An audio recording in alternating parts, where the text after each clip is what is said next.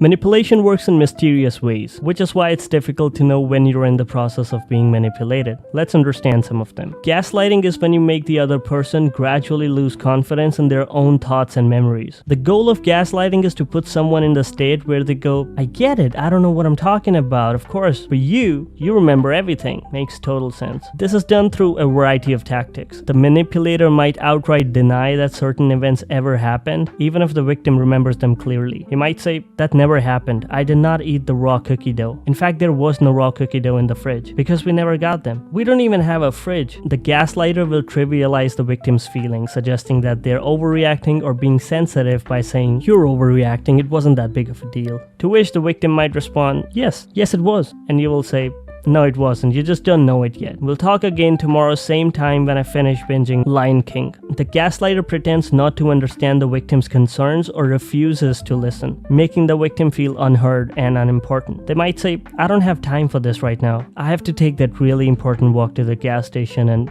leave the country. They may alternate between praise and criticism to create confusion. You are great. It's your friend who decided to talk to you in the first place. Because you're a good listener, even though you're selfish as hell. For the happiness that you get from helping other people destroy their lives. The manipulator might create false narratives about past events to make the other person doubt their memory. They will print a new edition of the history book of personal life and give it to you for a read. The long-term effects of gaslighting can be devastating. You may begin to doubt your memories as to what is real and when your brain is playing tricks on you, leading to loss of confidence. So you turn to the all-knowing master manipulator to know if it's actually your birthday. You may feel confused and unsure about what's real and struggle to make decisions. Over time, you might lose your sense of self and will rely on the gaslighter's version of reality than your own. You have a stomachache? No, you're just unfit. Go for a run once in a blue moon. How can you recognize if you're being gaslighted? Some signs are if you're constantly second-guessing yourself. The answer cannot be 3 C's in a row. Feeling like you can't do anything right or that you're overly sensitive. Apologizing frequently as if you've invaded Poland. And experiencing confusion or memory problems, but you're not able to pinpoint why.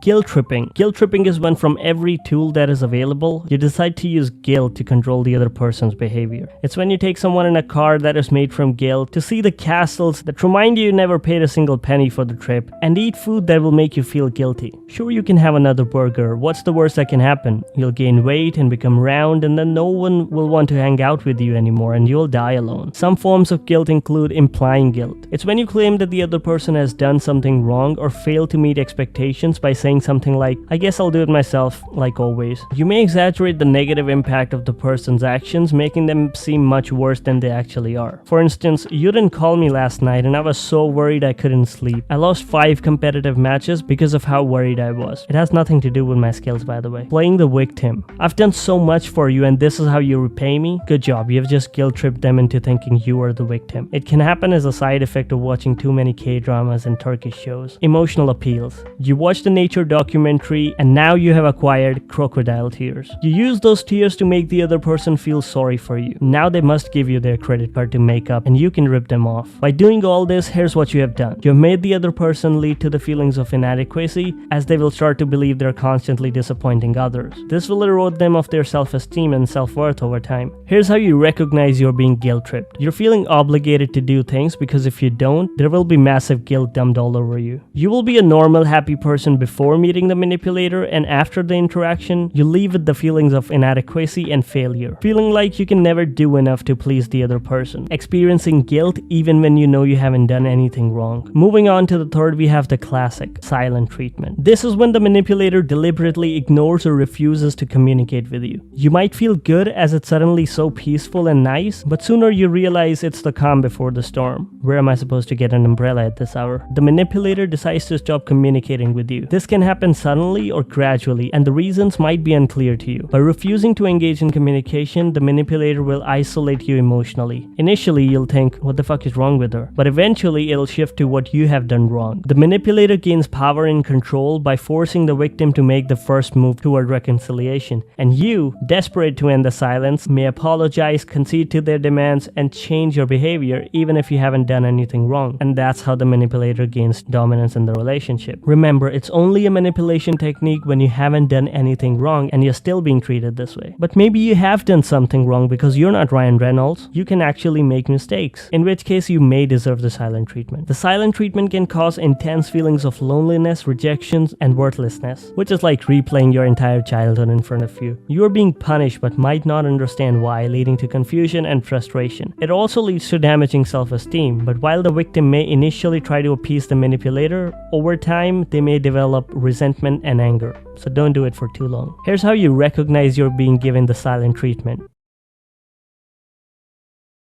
And that's how you know. Stonewalling is when you use your crafty little hands to build a wall between you and the other person, so that when they try to approach you, they bang their heads on the wall, and you can get a good laughter. This is not silent treatment in which you go on a prolonged silent streak. In stonewalling, you still speak to the person, but avoid some confrontation deliberately. It involves shutting down communication completely by either giving one-word answers, avoiding eye contact, or completely withdrawing from the conversation. You might stop participating in the discussion altogether, or respond with minimal non-committal phrases like, I don't know, whatever, or I'm done. In some cases, stonewalling can serve as a way to de-escalate a conflict, allowing the stonewaller to avoid saying something they might regret, such as, can you not keep the life-size Deadpool cardboard cutout in the bedroom? However, it often escalates the situation by leaving the other person feeling unheard. They may be deaf. When one person consistently stonewalls, it erodes trust. The person being stonewalled may stop trying to engage in meaningful conversations, leading to further distance and estrangement in the relation. Some signs to recognize that you're being stonewalled include the other person becomes error 404 unresponsive or gives one-word answers during a conversation. They avoid eye contact without being shy, turn away, or physically distance themselves during a discussion. They refuse to answer questions or change the subject when you try to talk about something important. They insist on ending the conversation abruptly without a clear plan to revisit the issue. Blame shifting. This is when the manipulator deflects responsibility for their own actions or failures onto someone else. Like in case of a fart. When you fart and blame someone else for it, classic move. You make the other person responsible for all the burnt nostril hair, while you are the one releasing methane. This tactic is commonly used to avoid facing consequences and protect the manipulator's self-image. Your stomach is relieved and you don't have to face any consequences. 2 for 2. How this plays out is that you immediately deny any wrongdoing or mistake, and may just outright lie. After successfully denying responsibility, you redirect blame onto someone else, either directly by saying it's your fault this happened, or indirectly, if you hadn't done that, this wouldn't have happened. Finally, you'll justify and rationalize why the other person is at fault and try to make sense of it. Blame shifting is often a repeated pattern of behavior in manipulative relationships. The manipulator may consistently shift blame in different situations, creating a dynamic where the victim feels perpetually at fault. Mirroring. It's a technique that you learn by watching a mime perform in the streets. Mirroring is when you consciously imitate the behaviors, speech patterns, or emotions of another person to gain their trust and manipulate their feelings. You have to make some use of your psychology degree.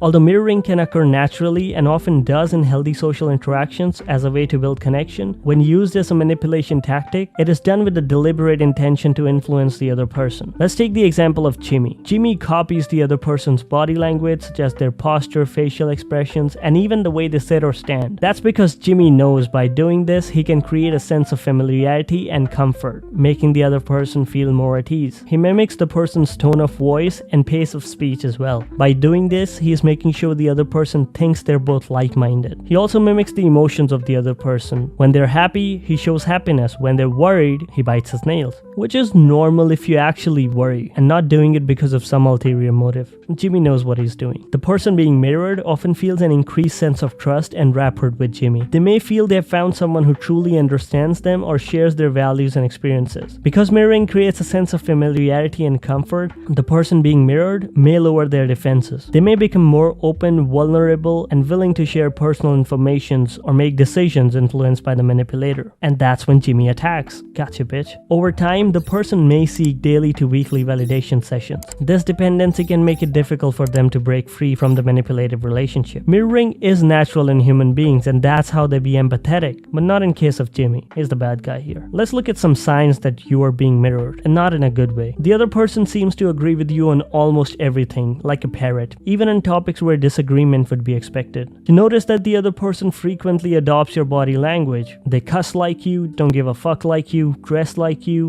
walk, talk, and act like you, and you might think they're the next best thing, but not quite you. They will share all your hobbies, playing guitar, hiking, or hitting kids in the parking lot. Fearmongering. This is a fearmonger, and he does fearmongering for a living, which is a technique of spreading fear, anxiety, and panic to the public, and he does it as smoothly as spreading jelly on sandwich. Sometimes he spreads jelly and fear simultaneously. Talk about skills. He uses exaggerated or false information to create a sense of impending danger or threat. He creates urgency by acting like the world is on fire and then sell water guns as solutions to fix the problem. Or confirm the existence of devil to sell candles. When the fear and anxiety calms down a bit, he gradually introduces new and improved fears. The devil has a son, and now you need more candles. The media uses this technique by posting headlines like "Killer virus on the loose" or "Are your children safe?" without providing context about the actual risk. People being people become overly anxious, leading to panic buying of supplies and an extra pack of beer, unnecessary medical treatments like killing the dead bacteria, or mistrust of health authorities. Another example could be a company advertising a security system by highlighting terrifying cases of home invasions that occurred once in 16th century BCE. They claim their product is made from the hair of Bigfoot enchanted by a witch and is unbreakable even by a bear. Out of fear and anxiety, consumers will purchase the product. In a toxic relationship, one person might tell the other that if you leave, you'll end up alone, broke, and miserable. So even if I struck you with lightning,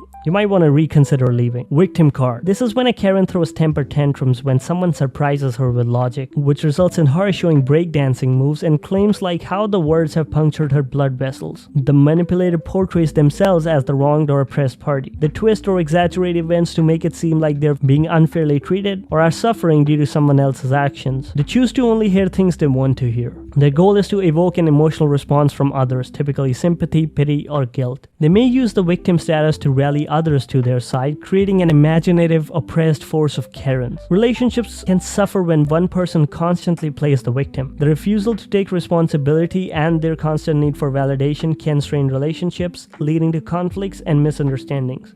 It turns real toxic real quick.